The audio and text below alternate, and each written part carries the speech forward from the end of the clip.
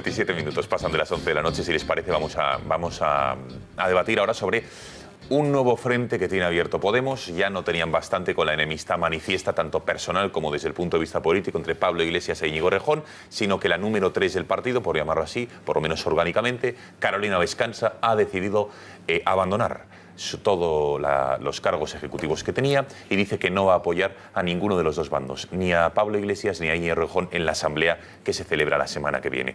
Lo anunciaba con el siguiente tuit que colgaba efectivamente en las redes sociales y después con un comunicado que enseguida les vamos a leer. Decía Carolina Vescanza que con esperanza tomamos una decisión difícil porque la obligación de cuidar Podemos está por encima de cualquier otra. Y en el comunicado decía Carolina Vescanza: Podemos ha llegado al dintel de esta asamblea atrapado en un eje de confrontación entre dos compañeros. Este eje ha dificultado el desarrollo de los debates que alumbraron e hicieron florecer a nuestra organización, los debates sobre derechos, trabajo, dignidad, soberanía y democracia. La intensificación y extensión territorial del enfrentamiento ha provocado una maraña de ruido que nos dificulta comunicarnos con quienes nos han ofrecido su apoyo, muchas veces con enorme sacrificio. Y concluía Carolina Vescanza diciendo lo siguiente, que propusimos a los principales equipos un acuerdo de mínimos destinado a desactivar el enfrentamiento, evitar el choque de trenes, es decir, hace referencia a Iglesias y a Errejón, y permitir al conjunto de la organización debatir sobre proyectos políticos. Hoy debemos admitir que por ahora no hemos logrado nuestros objetivos, es decir, no ha evitado el choque de trenes al que hacía referencia. Y concluye diciendo que pensando que son los equipos más fuertes los que están actuando de espaldas a la voluntad del diálogo, es decir, que Iglesias y Errejón actúan contra la voluntad del diálogo y el acuerdo, voluntad que es compartido por la gran mayoría de las personas inscritas en Podemos. Esto se une a otro dato importante. Fíjense lo que decía esta mañana Juan Carlos Monedero en una entrevista en La Vanguardia que después ratificaba en una televisión nacional. Decía lo siguiente sobre Íñigo Errejón y sus ansias de poder. Errejón no dice la verdad porque sí quiere ser secretario general de Podemos en lugar de Iglesias. Bueno, esto lo decía, y ahora la contestación de Errejón, que evidentemente sabe que Monedero es un hombre de Pablo Iglesias, y fíjense lo que decía acusándole de sembrar la cizaña.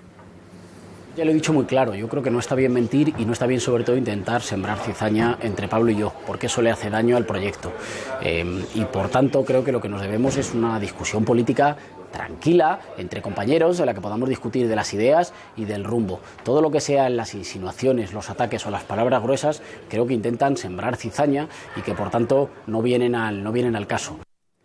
Venga, Martu, ¿qué te parece esta crisis y sobre la dimisión de Vescanza, o la renuncia mejor dicho, los ataques de Monedero a Errejón y su respuesta? Bueno, yo decía antes un compañero mío, Carolina descansa, ¿no? Y es que es lo que va a pasar. Llevan esto se ha visto mucho en las últimas 3 o 4 semanas, pero llevan así prácticamente un año. Ya pasó aquí en Madrid, se cargaron al errejonismo, pasó con Mayoral, en fin.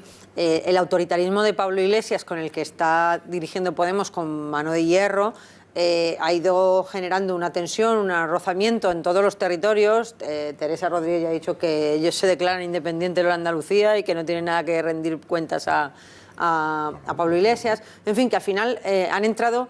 Lo curioso es que han entrado en una dinámica que un partido como el mío, pues 137 años de historia, te desgastan y te llevan al final a que un personajillo como Pedro Sánchez alcance la Secretaría General y genere lo que ha generado ahora, ¿no? Que estemos ahora mismo, de verdad, en un partido con 137 años, en un nivel de debate tan paupérrimo como el que tiene Podemos, que están recién llegados, ¿no? Entonces, bueno, quitando esta anomalía, lo normal es que en un partido político se construya con el tiempo, se construyan estructuras territoriales, que haya cuadros intermedios, que haya decisiones que se toman delegadas, y eso pacifica las decisiones.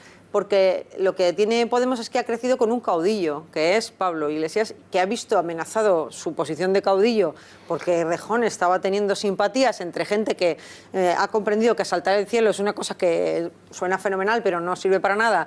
En cambio, negociar con otros partidos políticos y conseguir medidas, pues bajan la luz, impiden que te la corten a la persona, suben los salarios mínimos y podrías conseguir muchas más cosas si jugaras en el terreno donde se deciden las cosas.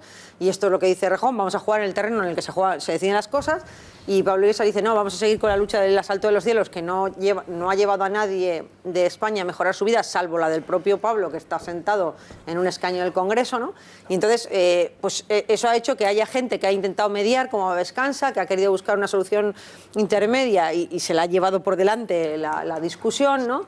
Y ahora ya han entrado ahí, además han entrado en la dinámica de los ataques personales, ¿no? Yo creo que al lado de los pablistas le hace mucho daño, por ejemplo, Irene Montero, que tira con todo lo que tiene y al cuerpo, ¿no? Y hacer sangre del contrario, ¿no? Porque yo creo que mientras se peleaban Errejón y Pablo, pues todo era mucho más bruto, ¿no? Mucho más noble, pero mucho más bruto, ¿no? En cambio, se han metido, o por el lado de Errejón, Tania, que es bastante más lista también y que conoce el paño bien conocido y que entonces se han metido ya a un nivel de debate de ataques muy personales, hacer daño, ¿no? Y eso no se soluciona en 20 horas que quedan para que se sienten a solucionarlo, ¿no? Ya no pueden hablar de proyectos, no pueden hablar de ideas, no, lo que tienen que...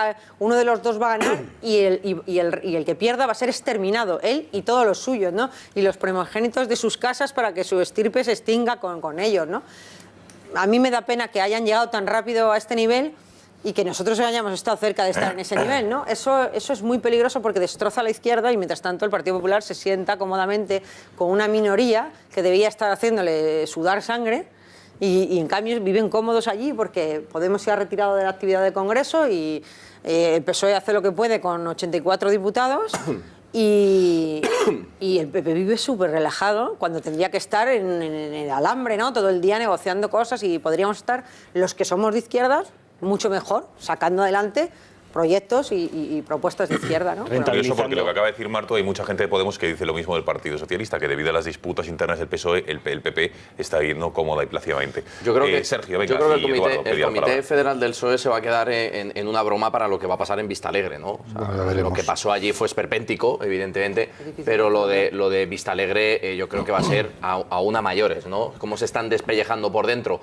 antes incluso porque es cierto que el Comité Federal fue, digamos, el exponente de la pelea fratricida de la señora de Andalucía con los señores de Madrid, etcétera, etcétera. Joder, ¿cómo me mola que del Partido Popular habláis de lo que no tenéis ni idea? El Comité Federal no discutió una señora de Andalucía con un señor de Madrid. Separó un partido político, un pacto. No, hombre, no, te respeto cuando hablas. No, hombre, no, si estás faltando al respeto a mis compañeros, ¿qué me estás respetando? Ellos son los que están faltando el respeto a los propios socialistas. Si yo hablara en esos términos de Soraya y de Mariano, ¿tú no saltarías? Pues ya está, hombre. Pero es que yo no, un respeto a la mesa, un respeto. Es que no puedes hablar de esos términos de Soraya y Rajoy porque nosotros no estamos en eso. Nosotros estamos en sacar España de vuestras políticas suelen arruinarnos y nosotros en red eléctrica, estamos... Bueno, hombre, que vengas tú a dar lecciones. Que vengas a dar lecciones de colocaciones es cuanto menos irrisorio. Pero bueno, esta es la izquierda que tenemos, ¿no? Que entre ellos no se dejan hablar, pero tampoco dejan hablar al resto. Entonces, los de la izquierda y los de la más izquierda, este es el panorama que tienen los votantes, porque al final esto es una guerra interna de los partidos políticos y de los militantes en todo caso, pero claro, el votante de la izquierda más moderada o de la izquierda más educada, llamémosle como queramos, cuando tenga que ir a depositar el voto, claro, dirá, pues yo a quién voto, qué es lo que hago aquí, ¿no? Entonces, sobre todo hay una cosa muy importante, y ahí sí que tengo que decir que al menos el Partido Socialista está en un debate ideológico, o en un debate de posicionamiento, en un debate de decir, oye, ¿para dónde vamos, no? Porque si vamos para allá tenemos esta pérdida, si venimos para acá tenemos esta otra. Están intentando encontrar de nuevo su identidad, y está bien, dentro de las diferentes escenas que los diferentes candidatos van a plantear. Pero es que en Podemos no hay eso. En Podemos solamente hay una lucha para, yo me pongo, te quito a ti en medio, aniquilo, pero el fondo ideológico de Podemos, que es tan peligroso como el que todos conocemos, que es el comunismo, ¿no? A mí, Sergio, me hace mucha gracia. Un momento, Rafa, que pedía antes la palabra Eduardo y después Rafa. Venga. El Hidalgo, don Eduardo. Un respeto a las canas, don Rafa. Solo faltaría. Venga. ¿Qué canas? A mí esto me parece una deliciosa paradoja poética, de Podemos. Fijaos que el modelo que ellos pretenden para España se acerca más al cantonalismo de la Primera República que a cualquier Estado moderno. Ellos quieren una España plurinacional en la que hasta Fuenlabrada, Getafe, El Escorial o Torrelodones se puedan declarar naciones si hay consenso para declararse nación. Quieren una España plurinacional, un Estado que es un Carajal cantonal como el de la Primera República. Eso lo han pedido, eso es lo que predican. Tenían preparado un ministerio plurinacional si llegaban al gobierno. Tenían preparado ese ministerio. Bien, pues esa plurinacionalidad, ese cantonalismo territorial que quieren para España, resulta que ideológicamente no lo aceptan para sí mismos y quieren un partido unido, fuerte, uno, grande y libre. Quieren un partido cuasi jacobino en su estructura. Para España no. Para España quieren el Carajal cantonal. Podemos en 2 años, hace 2 años o 3, corregidme si me equivoco, entró en la política como el chulo cervantino. Caló el chapeo, miró al soslayo, tentó la espada, fuese y no hubo nada. En 3 años ese globo ha reventado. Y de Podemos, dada la imagen que están transmitiendo, va a quedar muy poquito en las próximas elecciones. Muy poquito, afortunadamente. Yo no estoy tan segura de eso. Con poca sensatez que recupere el PSOE y poca unidad que recuperen, de Podemos va a quedar muy poco. Ahora sí, y yo me alegraré. Por abundar en el argumento que está dando Eduardo García Serrano, yo creo que en coherencia con esa visión plurinacional que tiene Podemos de España, está empezando a ocurrirle lo que le ha ocurrido en Andalucía, que quieren erigirse en un partido independiente, lo que le está ocurriendo en Cataluña, que Podemos ha desaparecido casi literalmente de Cataluña, ahora hay un partido que le sustituye, lo que le está ocurriendo en Galicia, que hay Podemos Galicia no existe o es minoritario dentro de otro partido de carácter también nacionalista. Es decir, están comprobando en sus propias carnes cuál es el resultado de multiplicar o atomizar el conjunto en diferentes partes. Y se pueden encontrar con un Podemos reducido a las 2 Castillas, La Rioja y Madrid. Esto en la cuestión territorial. Me hace mucha gracia que alguien del Partido Popular haga críticas a lo que está ocurriendo en el Partido Socialista con Pedro Sánchez o a lo que está ocurriendo en Podemos con la pugna entre... Si lo nuestro es una balsita de aceite. Porque no puede ser otra cosa. No podría ser otra cosa. Sí podría. No podría. Pero hemos decidido que no. Bueno. Claro, todos hemos decidido que no. Alguien se podía haber presentado. Yo por lo que... Es que nosotros lo tenemos muy claro. ¿Quién es el que manda? Y con él No, eso está claro. Claro. ¿Y qué tiene de malo? Hay muchos militantes del Partido Popular con los que yo llevo hablando las últimas semanas que no comparten en absoluto esa situación, que a ellos les gustaría, como hacen mandar también. Como hacen estos rojos, poderse presentar. Poder votar cada militante, poder votar al presidente. Pero resulta que no, que esto es una cosa de rojos y que la derecha no va. Pero bueno, ahora te respondo. Claro, esta falsa demagogia de que nosotros somos antidemocráticos por dentro. No. Es que ya clama. No estoy diciendo que seáis antidemocráticos. Estoy diciendo que Podemos tiene problemas ideológicos, por pugnas políticas, incluso por personalismos. El Partido Socialista tiene problemas por pugnas políticas, por personalismos, por... Martu le tiene mucha manía a Pedro Sánchez, probablemente Pedro Sánchez al grupo de Martu también, pero esto se visibiliza porque cada militante tiene derecho a escoger a su secretario general, a su presidente. Esto en el Partido Popular no pasa. Nosotros somos más Esto en el Partido Popular no pasa. Somos más organizados. Claro.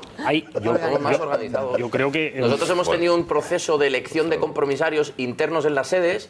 Y en mi sede, yo ya lo he explicado aquí, como en muchas otras, ha habido un proceso interno donde se ha votado los afiliados quién quería que le representaran allí. Luego, posteriormente... Por medio de intermediarios. Posteriormente... Pero alguien tendrá que tener la voz allí, ¿no? Sí, el militante. O hacemos los círculos. Pero si es que los militantes lo han tenido, te voy a explicar por qué. Nuestra sede, y como la nuestra muchas, hemos establecido reuniones donde los militantes han venido a establecer cuáles eran las enmiendas que querían a los estatutos. Nosotros hemos presentado 17... Pero no me hables de enmiendas, Sergio, no, pero favor, es que habláis de algo porque está guay, ¿no? Hablar de que el PP no tiene democracia interna. Oiga, de las 17 ya nos han aceptado 3, otras las vamos a debatir allí. Los compromisarios somos perfectamente capaces de representar a nuestros afiliados porque son nuestros afiliados los que nos han elegido para que los representemos. Es más, los compromisarios somos, al final, una forma en que en el anterior Congreso...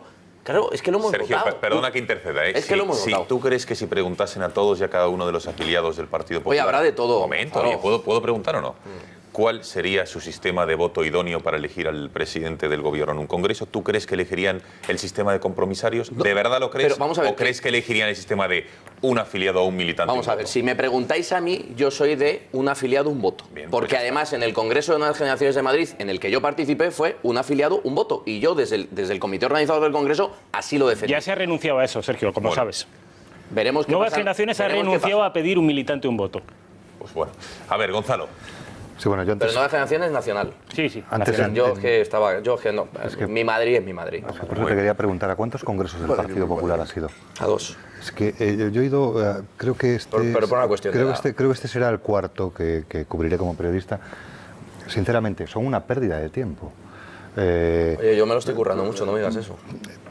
He visto los debates, es decir, es que es verdad, yo no es por faltarle al Partido Popular, pero es que está prácticamente todo cocinado, las ponencias te metes allí a cubrirlas y no encuentras una noticia, es un rollo, está hecho, o sea, es muy fácil, no hay gran cosa que hacer, salvo que aparezca Aznar en un avión que le ponga un empresario latinoamericano y aterrice y dé un susto a Rajoy como hizo en Valencia, ¿no? Con aquella entrada que le negó el saludo. Pero por ir a lo de Podemos, claro, a mí me parece interesante preguntaros quién es Carolina Vescansa, y es la persona que dijo que había una ventana de oportunidad.